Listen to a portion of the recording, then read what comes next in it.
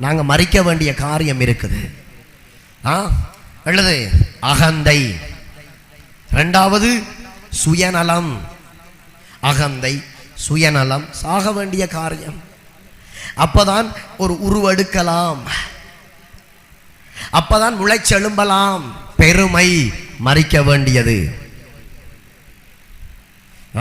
பொறாமை சாக வேணும். அந்த விதையை மண்ணுக்குள்ள போடுறோம், அது சாகுது.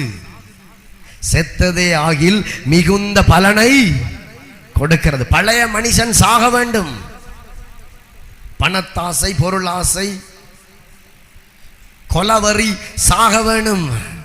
விளங்குதா? பாவ ஆசைகள், சுயநலம் சாக வேண்டும். பாருங்க, கலாத்தியர் 2:20, கிறிஸ்துவுடனே கூட சிலுவையில் அறையப்பட்டேன், ஆயினும் நான் அல்ல, கிறிஸ்துவே எனக்குள் பிழைத்திருக்கிறார். கிறிஸ்துவுடனே சிலுவையில் அறையப்பட்டேன், ஆனாலும் நான் அல்ல, கிறிஸ்துவே எனக்குள் ஜீவிக்கிறார். நல்ல கரங்களை தட்டி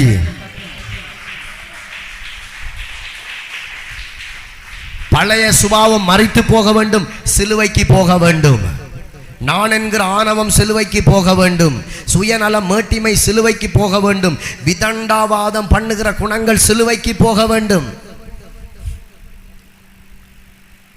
செத்ததே ஆகில்.